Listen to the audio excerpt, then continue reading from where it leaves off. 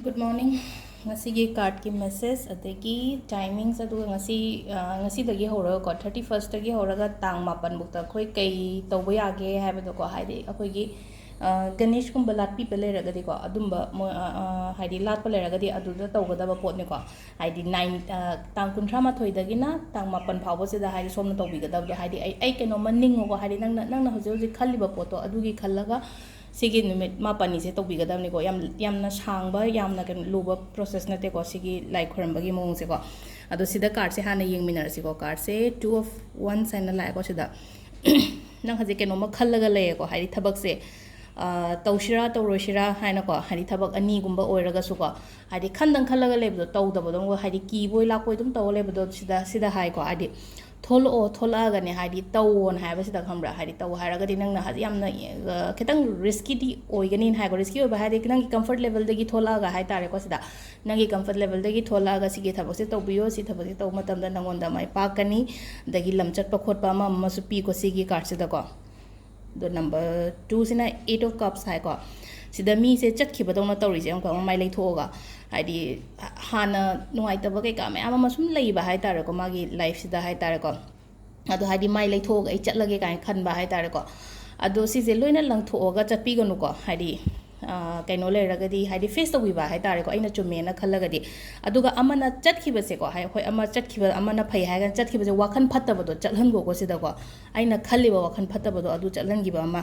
aduga 9 of cups an lai ko sida 9 of cups se positive oiba card ni ko nangi dream nangi nahangai nangna khalliba goal ke ka mayam do haidi phangba oiba gumba adu smaina hai ko haidi nangna ninga gadi nangna nira gadi phangani hai ba loina manifestation la ani ko sai matang sida na ko na if you manifest you will get everything and have never see card na ise ko nangna manifest ro gadi nang loina ma phangani hai ne ko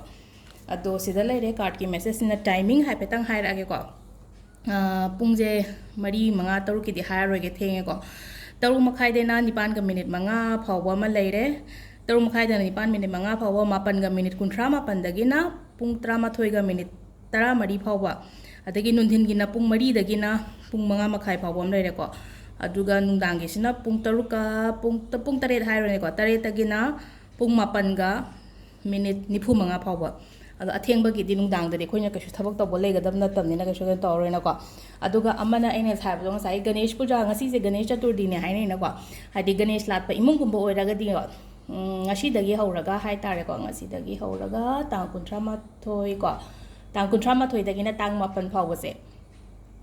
adum khitang di thenga ne ko video se keno to matam da do amuka so to bi ba ge shu kai de ko ngasi da iru lu thue na ko ayuk se phajana ayuk se iru phajana lu thoga kaino akoi gi tingthau napi na ma lei bodo adu do katpio khetang hai ko akoi gi sumang gumba kaino gumba hauram gani ba du do tingthau napi se limit kaino se ko tang mapan sai ba se katpi ba hai tare ko adu marak ta kaino akoi gi periods la ga di to bi gano lai khoram mani ko hadi lafu da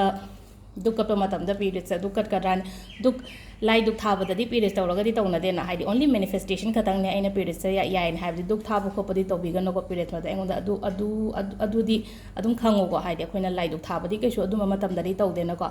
adu tangma pan sibo mamang da haidi marak ta adaina le lak piraga di ko adi dum skip to biyo dai kan do ko mi ama angang ama ke ma da ko haidi he ga kalhan gera ko tangma pan phaw se simaga tawbi ba yai ko ado sida leire kaino gi ko akhoi ado si je nangna aning ba pot ama keno tawbiyo ko adu do soidana phangba so oisanu ko ado sida leire ngasi gi message ko thank you